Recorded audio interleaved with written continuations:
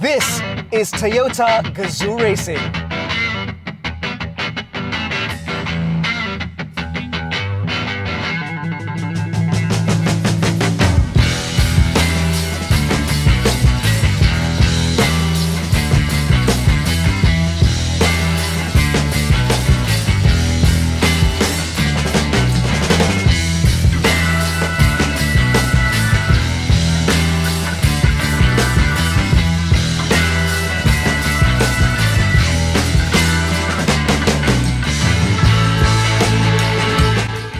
This is the new Toyota Corolla Cross GR Sport with a 1.8-litre 4-cylinder up front, CVT automatic in the middle, powering the front wheels. However, despite its more aggressive look, the biggest difference with this car is actually with its suspension tuning. Now, Toyota claims that this is now more engaging and more dynamic to drive than before. Definitely a big upgrade over the existing Corolla Cross. However, the style upgrades are still very important. You get a two-tone look with a black roof over this gorgeous red body. You get a more aggressive front end with a different grille flanked by full LED headlights, LED fog lights, and a completely different bumper.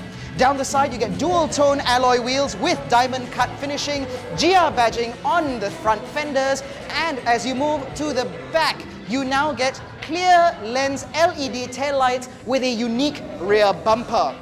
Inside, there is a full leather interior done up in black with red contrast stitching, again to ignite the senses and make everything a little bit more exciting. Now, the thing about the GR Sport badge is it is more than just a look at me pack, because Toyota says, like I said earlier, this is now better to drive. So, shall we?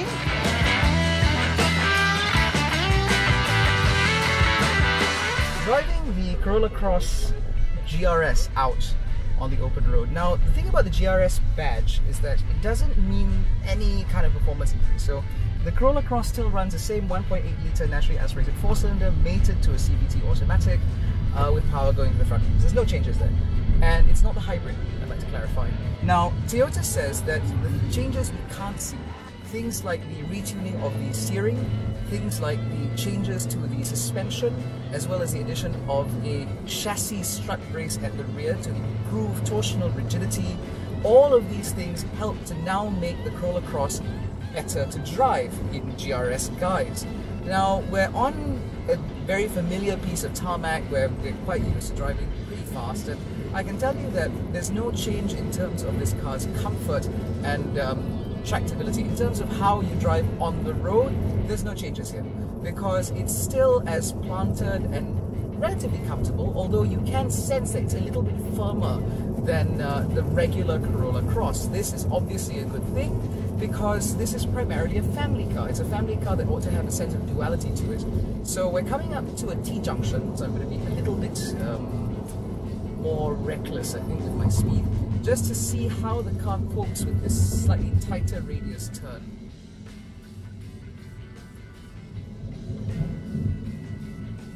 Wow, okay.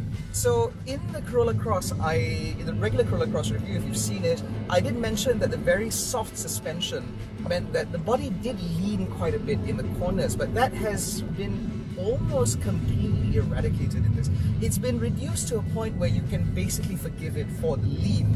And I feel like that makes a pretty significant difference, because it does mean that when you're, especially if you're driving at high speed over a long distance, like when you're on the Karak Highway, and you're trying to carry speed, you can do so with a little bit more confidence in this. The secondary ride in this car is a lot better, so it regains composure better than the regular Corolla Cross, and I think that is something that people will most certainly appreciate.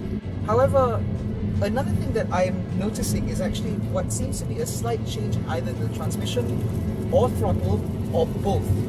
The mapping in either the transmission, throttle or both, because it does feel like this car is a little bit more responsive. I'm not in a sport mode of any kind, I don't think there is one, but it feels like the car is a little bit more eager.